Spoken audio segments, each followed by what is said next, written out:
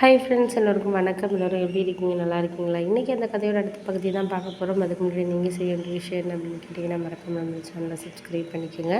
கீழே இருக்க பெல் பட்டனையும் கிளிக் பண்ணுங்கள். அப்போ தான் நான் வீடியோஸ் போட்டோன்னே உடனுக்குடனே உங்களுக்கு நோட்டிஃபிகேஷன்ஸ் வரும். ஸோ மறக்காமல் சேனலை சப்ஸ்கிரைப் பண்ணிவிட்டு வீடியோ பாருங்கள் ஃப்ரெண்ட்ஸ். வாங்க நம்ம கதைக்குள்ளே போகலாம். அதுக்கப்புறம் அண்ணன் மறுநாளே இது மாதிரி கவர்மெண்ட்டில் வேலை பார்க்குறாங்க. நல்ல பையன், ஒரே பையன் தான். ஒரு பொண்ணு கல்யாணம் பண்ணி கொடுத்துட்டாங்க. நம்ம பக்கத்து ஊர் தான். பையன் நீ வேலை பார்க்குற இடத்துல தான்மா வேலை பார்க்குறாரு. அவரும் கிட்டத்தட்ட 4 வருஷமாக அங்கே தான் கவர்மெண்ட் வேலை பார்த்துட்ருக்காரு. அங்கே தான் ஒரு வீடு வாங்கிட்டாரு. அங்கே தான் நல்ல ஃபேமிலியெல்லாம் நல்ல ஃபேமிலி. எங்களுக்கும் அது கரெக்டாக இருக்குன்னு தோணுதும்மா அப்படின்னோடனே, சரிண்ணே மாப்பிள்ளை ஃபோட்டோ காமிச்சிங்க அப்படின்னோடனே, என் ஃபோட்டோலாம் நாங்கள் அனுப்பி வச்சிட்டோம். உங்கள் வீட்டுக்கு ரொம்ப பிடிச்சிருக்கு. நீ லீவில் வர போகிறேன்னோடனே மாப்பிள்ளை நாளைக்கு வராராம் ஊருக்கு. ஊருக்கு வந்தோடனே பொண்ணு வீடு பார்க்க வரேன்னு சொல்கிறாங்க. என்னம்மா வர சொல்லவா அப்படின்னு சொல்லிட்டு எங்கள் அண்ணன் கேட்டார். கேட்டவுடனே அப்புறம் நானும் சரி சரி வர சொல்லுங்கண்ணே அப்படின்னோடனே எங்கள் அண்ணனுக்கு ரொம்ப சந்தோஷமாயிட்டு. பரவாயில்ல நம்ம தங்கச்சி, ஏன்னா இத்தனை நாளாக அவர் சொல்லி எதுவுமே இது பண்ணது கிடையாது. இப்போ திடீர்னு அவர் சொன்னோன்னே டக்குன்னு ஓகேன்னு சொன்னோன்னே அவருக்கே ரொம்ப சந்தோஷமாயிட்டு. எங்கள் அம்மாவுக்கும் ஆச்சரியம் தாங்க முடியல.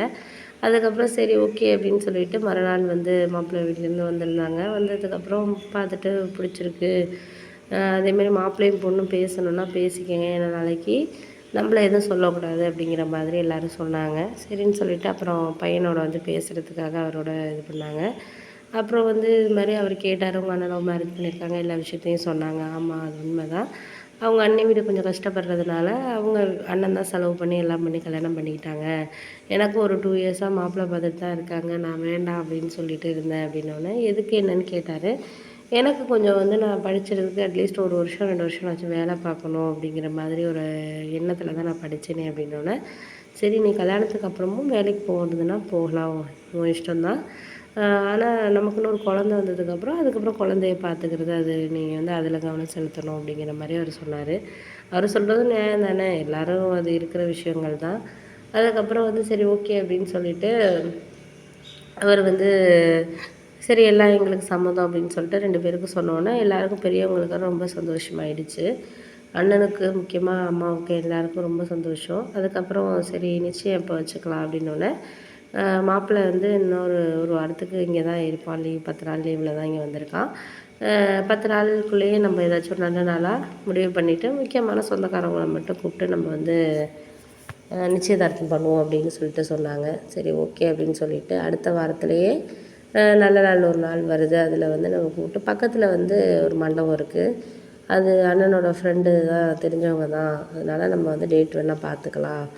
ஈவினிங் அப்படின்ட்டு காலையில் ஃபங்க்ஷன் இருந்தால் கூட ஈவினிங் நம்ம வச்சுக்கலாம் அப்படின்னோடனே, அப்புறம் அண்ணன் எல்லாம் ஃபோன் பண்ணி கேட்டோன்னே, அன்றைக்கி எதுவும் ஃபிக்ஸ் பண்ணலை யாரும் அப்படின்னோடனே, சரி அன்றைக்கே நாங்கள் நிச்சயத்தை வச்சுக்கிறோம் அப்படின்னு சொல்லிட்டு, அப்புறம் எல்லாமே எனக்கு புடவை எடுக்கிறது, அதுக்கப்புறம் எனக்கு வீட்டுக்கு முக்கியமாக தெரிஞ்சவங்களெல்லாம் கூப்பிட்றது, எல்லா வேலையும் அப்புறம் அண்ணன் பார்த்துக்கிட்டு இருந்தார். அதுக்கப்புறம் அண்ணி என்கிட்ட பேசினாங்க. அதாவது அண்ணன் கல்யாணம் ஆகி 2 வருஷம் ஆகப்போகுது. பேசிக்கிட்டு தான் இருந்தாங்க. ஆனால் இத்தனை நாள் அண்ணி என்கிட்ட இந்த மாதிரி பேசினதே இல்லை. அவங்க கேட்டாங்க, எனக்கு இப்போ தான் சந்தோஷமாக இருக்குது அப்படின்னோடனே, ஏன் நீ என்ன விஷயம் அப்படின்னோடனே, ஆமாம் நான் கல்யாணம் பண்ணிட்டு உனக்கும் மேரேஜ் ஆகாமல் இந்த மாதிரி பிரச்சனையாகவே இருந்ததுனால எனக்குள்ளேயே மனசுக்குள்ளேயே ஒரு கவலை வந்துருச்சு. அதாவது என்னால் தான் ஓ நீ மேரேஜ் பண்ணிக்காமல் இருக்கிறியோ இந்த மாதிரி அப்படிங்கிற மாதிரிலாம் எனக்கு ஒரு நேரத்தில் ஃபீல் பண்ணியிருக்கேம்மா அப்படின்னோடனே, அதெல்லாம் ஒன்றும் இல்லை, அதுக்கான ஒரு நேரங்கிறது வரணும். நம்ம என்ன தான் ஒரு விஷயத்த முயற்சி பண்ணாலும் அதுக்கான ஒரு டைம்ங்கிறது நமக்கு வந்தால் மட்டும்தான் அந்த விஷயம் நடக்கும். அதனால் நீங்கள் அதெல்லாம் நினச்சி ஃபீல் பண்ணாதீங்க. நீங்கள் அண்ணனும் ஹாப்பியாக இருக்கணும், அதுதான் எனக்கு வேணும். எங்கள் அண்ணன் நான் பேசுகிறேன், சண்டை போடுறேன், இருந்தாலும் அண்ணனுக்கு ஏதாச்சும் ஒரு விஷயம்னா என்னால் தாங்கிக்க முடியாது. அப்பா போனதுக்கப்புறம் அண்ணன் தான் குடும்பத்தை நின்று பார்த்துக்கிட்டுச்சு, என்னையும் படிக்க வச்சுச்சு. அதெல்லாம் நான் என்றைக்குமே மறக்க மாட்டேனே அப்படின்னோடனே, சரி சரிம்மா வா நம்ம போயிட்டு எல்லாம் ட்ரெஸ் எல்லாம் எடுத்துகிட்டு வருவோம் அப்படின்னு சொல்லிட்டு, அப்புறம் நிச்சயத்துக்கு வீட்டுக்கு எல்லாேருக்கும் ட்ரெஸ் எல்லாம் எடுத்தாங்க. அதுக்கப்புறம் நிச்சயதார்த்தமும் நடந்துச்சு. அதுக்கப்புறம் இன்னும் 3 மாதத்துல கல்யாணம் நடத்தலாம் அப்படிங்கிற மாதிரி பெரியவங்க எல்லோரும் நாளெல்லாம் எல்லாம் இது பண்ணாங்க. சரி ஓகே எல்லாம் ரெடி பண்ணதுக்கப்புறம் ரொம்ப சந்தோஷமாக இருந்துச்சு. அம்மா என்கிட்ட பேசினாங்க. எனக்கு இப்போ தான்மா மனசு திருப்தியாக இருக்குது அப்படின்னு சொல்லிட்டு அம்மா பேசுனது எனக்கு ரொம்ப ஹாப்பியாக இருந்தது அப்படின்னு சொல்லி